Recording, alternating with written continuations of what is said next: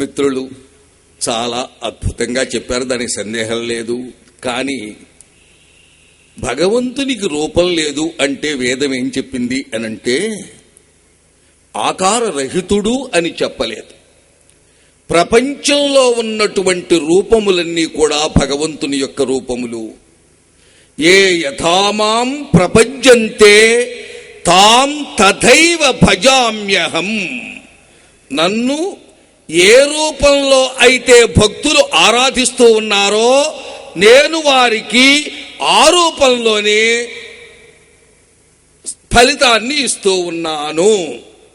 కేవలం బొమ్మని పెట్టుకుని చేసినటువంటి ఏకలవ్యునికి బొమ్మలో నుంచే ఆయన అంటే ఇక్కడ వేదం చెప్పేదేమిటి అనంటే భగవంతుడు రూపరహితుడు అనంటే అన్ని రూపములు ప్రపంచంలో భగవంతుడివే, భగవంతుడు కాంతేమీ లేదు. కనుక ఒక ప్రత్యేకమైన రూపం లేదనే తప్ప ఇక్కడ వేదానికి చెప్పిన అర్థం మాత్రం అది. తర్వాత హిందూ మతంలో కూడా ప్రవక్తలు ఉన్నారు, లేరని కాదు. ఆదిశంకరులు వారు ప్రవక్త, రామానుజులు ప్రవక్త, డిండిముడు ప్రవక్త, టిండుడు ప్రవక్త, కొన్ని వేల మంది ప్రవక్తలంతా కూడా హిందూ మతంలో కూడా ఈ మతాన్ని గూర్చి చెప్పినటువంటి ప్రవక్తలు ఎంతో మంది ఉన్నారు. ఎంతమంది ప్రవక్తలు చెప్పిన ఇందాక వారు ఉన్నారు. చివరికి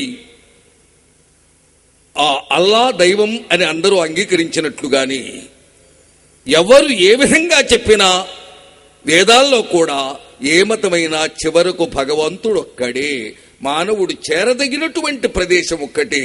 అది నీ మనస్సును నిలుపుకో, నీ ఇష్టం వచ్చినటువంటి మార్గంలో పయనించు.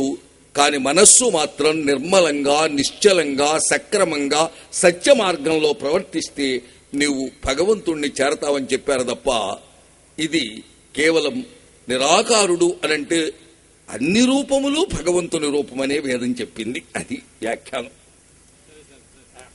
నాకు కూడా ఒక 2 నిమిషాలు టైం అని ఆశిస్తున్నాను. ఉషాద్రిపతి గారు ఏ రూపంలో నన్ను పూజించినా చివరికి ఇచ్చేది నేనే అని భగవద్గీత 7వ అధ్యాయము 21వ వాక్యం కోట్ చేశారు. అల్హమ్దులిల్లా. అల్లాహ్ సుబ్హానహు వ తఆలా కూడా అదే అంటున్నాడు దివ్య ఖురాన్లో.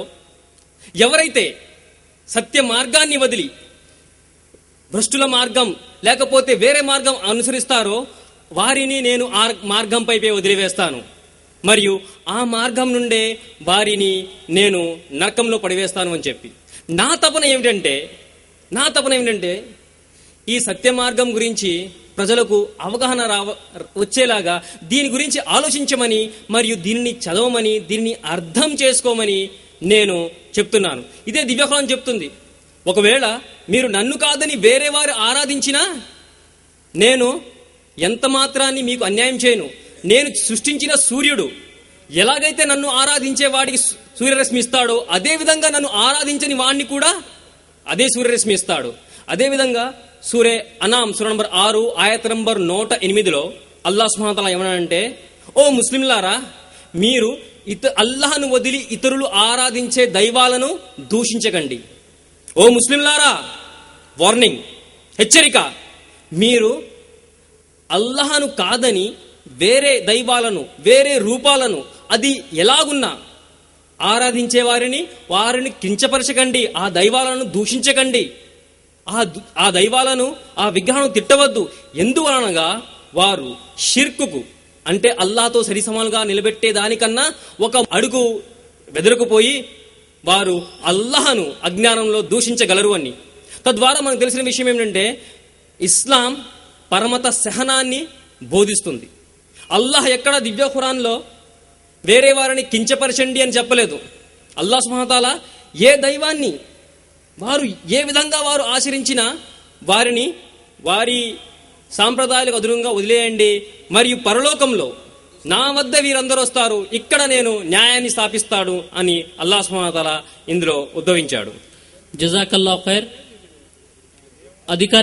అధికారికంగా ఉన్నటువంటి సమయాన్ని బట్టి మరి ఈ కార్యక్రమాన్ని ఇంతటితో ముగిస్తున్నాము.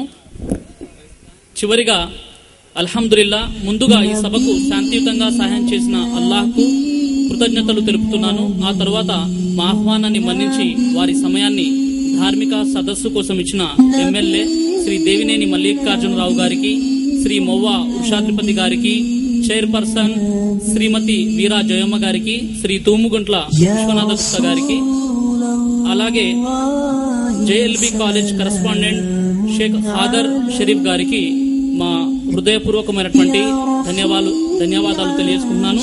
అలాగే ఈ సభలో మరి ప్రశాంతంగా ఈ సభను విన్నటువంటి సభికులకు కూడా నేను ఏన్షియంట్ మెసేజ్ సెంటర్ తరఫు నుండి ధన్యవాదాలు తెలియజేసుకుంటున్నాను. వాఖిరు దావనా అల్హమ్దులిల్లాహి రబ్బిల్ ఆలమీన్. అస్సలాము అలైకుం వరహ్మతుల్లాహి వబరకాతుహు.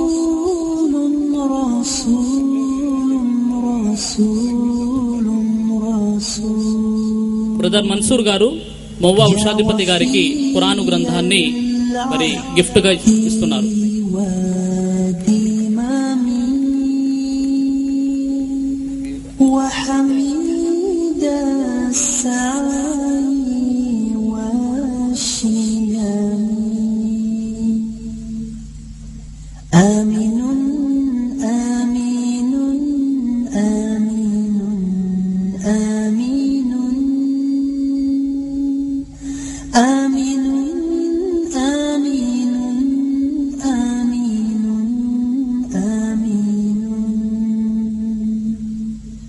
يا رسول الله يا عمدتنا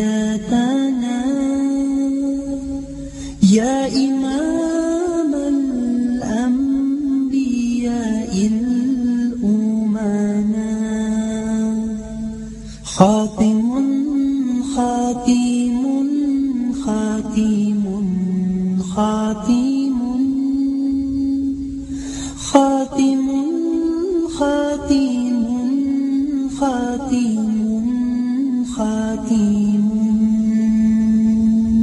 وفقيد